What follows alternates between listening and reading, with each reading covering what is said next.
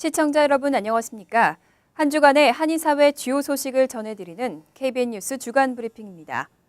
일본 아베 신조 총리가 내일 미국을 방문합니다. 한인 커뮤니티에서는 아베 총리의 합동연설이 성사되기 전부터 반대의 목소리가 거세게 나왔는데요. 미국 의회는 물론 언론에서도 아베 총리의 연설 내용에 대한 우려가 제기됐습니다. 일본 정부가 과거사와 위안부 문제에 대해 진정성 있는 사과를 해야 한다는 목소리가 나왔습니다. 오는 26일 아베 신조 일본 총리의 방미를 앞두고 미국 내에서 과거 일제 식민 지배와 전쟁 범죄를 반성하고 사죄하라는 목소리가 커지고 있습니다. 미 유력 일간지 뉴욕타임즈는 20일 아베 총리와 일본의 역사라는 제목의 사설에서 방미의 성공 여부는 아베 총리가 얼마나 정직하게 일본의 전쟁 역사를 마주할 것인지에 달려있다고 밝혔습니다.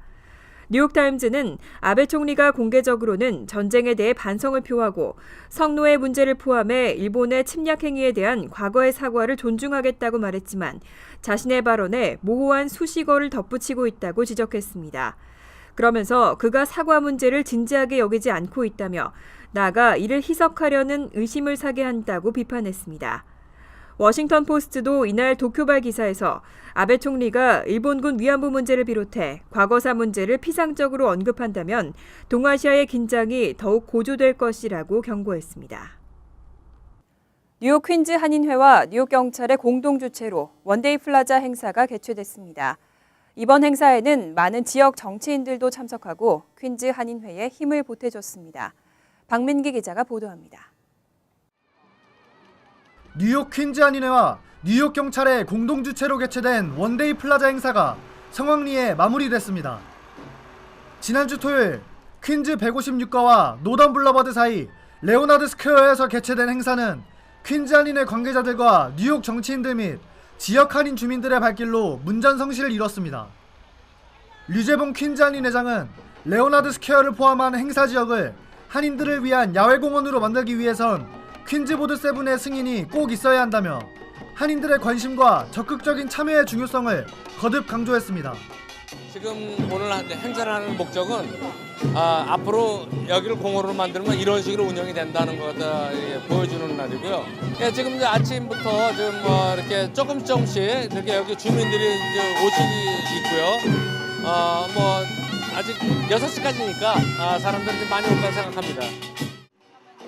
행사에는 토비앤 스타비스키 뉴욕주 상원의원과 그레이스 뱅 연방 하원의원 등의 정계 인사들도 참석해 퀸즈 한인회의 운영권 확보에 힘을 실었습니다. It's a chance for neighbors to get to know neighbors, to celebrate the Korean heritage, and I'm just very appreciative and I'm happy to be here.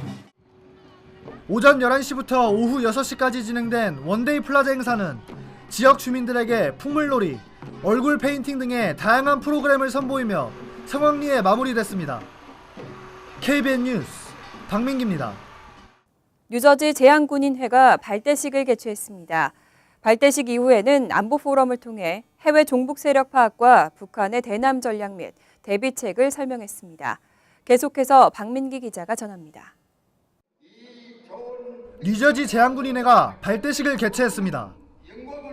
지난주 토요일 팰리세이즈 파크에 위치한 린드버그 초등학교 대강당에서 진행된 행사에는 뉴저지 제한군인회 관계자들 및 뉴저지 지역 시의원들이 참석해 뉴저지 제한군인회의 발대를 축하했습니다. 뉴저지 제한군인회 이영린 회장은 아직까지 대한민국의 주적은 북한이지만 시간이 지날수록 사람들의 안보의식은 떨어지고 있다며 제한군인회를 통해 육해 공군의 힘을 모아 국가안보 확립에 이바지하겠다고 밝혔습니다. 또한 제대군인 여러분이 한덩어리를 뭉쳐서 한미 친선과 상부 상소의 협동 정신으로 힘을 모아 국가안보의 일꾼으로서 충성을 다하는 주춧돌이 될 것을 축원하면서 이만 인사의 말로 대하겠습니다. 행사 이후 제임스 로튼도 뉴저지 팰리세이즈 파크 시장은 이영린 회장에게 뉴저지 제한군인의 발대를 축하하는 기념패를 전달했습니다. 한편 뉴저지 제한군인회는 발대식 이후 안보 포럼을 통해 북한의 대남 전략과 대비책을 설명하는 등 한인 동포들의 올바른 안보의식을 고취하는 시간도 가졌습니다. KBN 뉴스 박민기입니다. 지난 21일 뉴저지 주 교육위원회 선거가 치러졌습니다. 팰리세이즈팍 학군에서는 한인 카니 황 씨가 새롭게 당선됐고 폴김 현 의원도 재선에 성공했습니다. 21일 열린 뉴저지주 교육위원 선거 결과 팰리세이즈팍 학군에서 26살 카니 황 씨가 새롭게 당선됐습니다. 또 40살 폴김 현 의원도 재선에 성공했습니다. 이로써 지난 1994년 제이슨 킴 씨가 펠팍 교육위원으로 선출되며 물꼬를 튼 이후 뉴저지에서 한인 교육위원의 숫자는 총 15명으로 늘어났습니다. 특히 최근에는 1.5세, 2세 한인들의 교육위원 도전이 증가하는 추세를 보이고 있습니다. 이날 선거에서 당선된 김 의원은 어린 시절 이민 온 1.5세이며 황 의원은 미국에서 태어난 2세입니다. 이들은 앞으로 3년간 교육위원으로서 펠팍 학군을 위해 봉사하게 되며 학군 교육 수준 향상과 한식 급식 제공에 힘쓰겠다고 포부를 밝혔습니다. 이들의 당선으로 현재 펠팍 학군에는 제프리우 현 의원을 포함해 한인 교육위원이 3명으로 늘었습니다. 한편 이날에는 교육 예산의 투표도 실시됐는데요. 팰리세이즈팍에서는 전년 대비 9%나 인상된 예산안이 통과됐습니다. 주민들의 재산세 인상이 불가피할 것으로 전망됩니다. 지난 21일 열린 교육위원 및 교육예산 투표에서 펠팍 학군이 제시한 약 2,180만 달러 규모의 2015-16학년도 교육예산안이 통과됐습니다. 2014-15학년도 예산인 약 2천만 달러보다 9%나 인상됐습니다. 이 교육예산은 주민들의 재산세로 충당되기 때문에 세금 인상이 불가피할 것으로 전망됐습니다. 같은 날 투표가 실시된 북부 뉴저지의 다른 10개 학군의 경우는 교육 예산이 지난해와 비슷한 수준이거나 인상률이 4% 미만을 기록했습니다.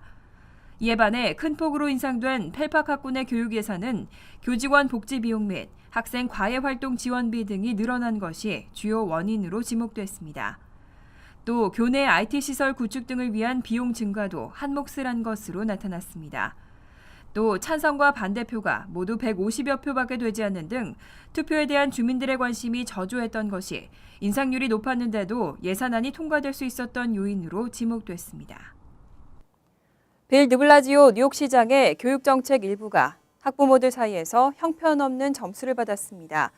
특히 학교의 다양성과 과밀학급 해소 문제, 그리고 교육 투명성은 낙제 평가를 받았습니다. 뉴욕시의 한 학부모 단체가 발표한 평가 보고서에 따르면 드블라지오 뉴욕시장은 학교의 다양성과 과밀학급 해소, 교육 투명성 면에서 낙제인 F를 받았습니다. 학부모 참여 확대와 특수교육, 공립학교 일부 공간 무료 사용, 차터스쿨에 대한 임대료 부과 등에서는 D를 받았습니다. A를 받은 항목은 휴대전화 교내 반입 허용과 폐교 정책 중단입니다. F를 받은 학교의 다양성 강화 부분에서 드블라지오 시장은 UCLA 대학으로부터 뉴욕주 학교들의 인종분리 현상이 전국에서 가장 심각하다는 보고서를 받았지만 현재까지 아무런 조치가 없었습니다.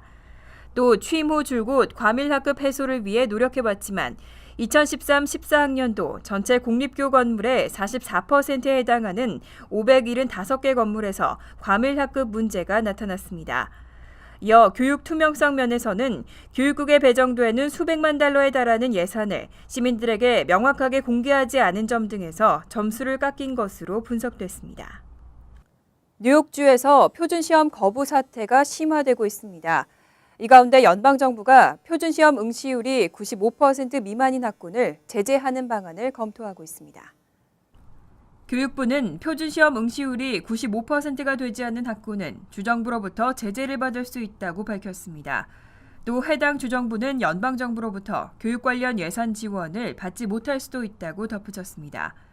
어니 덩컨 교육부 장관은 21일 교육기자협회 간담회에서 주정부가 시험 응시율을 끌어올리는 데 실패할 경우 연방정부가 개입해 해결책을 찾아야 한다고 강조했습니다. 대부분의 주정부는 시험 응시율 문제를 자체적으로 해결하고 있지만 만약 그렇지 못할 경우엔 연방정부의 제재가 불가피하다고 밝혔습니다. 뉴욕주에서는 지난주 실시된 영어 표준시험에 110만 명 학생 중 18만여 명이 응시를 거부한 것으로 집계됐습니다. 또 뉴욕시에서는 42만여 명 중 3,100여 명이 시험을 치르지 않은 것으로 나타났습니다. 조너선 범엔 교육부 대변인은 연방정부가 현재 제재 방안을 검토하고 있지만 아직까지 실질적인 예산 지원 중단 조치를 취하진 않고 있다고 설명했습니다. 보험 가입이 의무화됐지만 넉넉하지 못한 형편에는 보험료도 큰 부담이 되죠. 뉴욕주 보건국이 내년부터 저소득층 주민들에게 제공하는 오바마케어 무상지원 대상을 대폭 확대하겠다고 밝혔습니다. 뉴욕주 보건국은 올해 11월 1일부터 가입 등록이 시작되는 2016년도 뉴욕주 건강보험 플랜에 저소득층 주민들을 대상으로 하는 기초건강보험 프로그램을 신설한다고 발표했습니다. 기초건강보험 프로그램은 연방 빈곤선 138% 이상, 150% 미만의 소득 수준에 해당하는 주민들에게 월 보험료와 자기 부담금이 면제되는 저소득층 맞춤형 건강보험을 제공하는 내용을 담고 있습니다. 연방 빈곤선 138% 이하의 주민들에게는 메디케이드 프로그램이 무상으로 제공되고 있는 만큼 사실상 무상 의료보험의 수혜 대상을 확대하는 셈입니다. 또 연소득이 연방 빈곤선 150%를 초과하더라도 연방 빈곤선 200%까지의 저소득층에게는 건강보험 지원 혜택이 차등적으로 제공됩니다. 한편 뉴욕과 뉴저지 일원, 무보험자를 대상으로 하는 2015년 오바마케어 특별가입 기간은 오늘 4월 30일에 마감됩니다. 뉴욕 주민은 주 건강보험 상품거래소에서, 뉴저지 주민은 연방상품거래소를 통해 가입할 수 있습니다. 지난 22일은 제45회 지구의 날이었습니다. 뉴욕과 뉴저지 곳곳에서도 지구의 날을 기념하는 다양한 행사가 진행됐는데요. 전 세계 무려 192개 나라가 환경 오염이 심각한 지구를 보호하자는 의미로 이 날을 기념하고 있습니다. 거창한 듯 들리지만 지구를 보호하는 방법은 우리 주변에서도 쉽게 실천할 수 있습니다. 뉴욕시에서도 추진되고 있는 비닐봉투 사용 줄이기, 음식물 남기지 않기 등 한 가지씩이라도 개인의 실천이 중요한 것 같습니다. KBN 뉴스 주간 브리핑 여기서 마칩니다. 시청해주신 여러분 고맙습니다.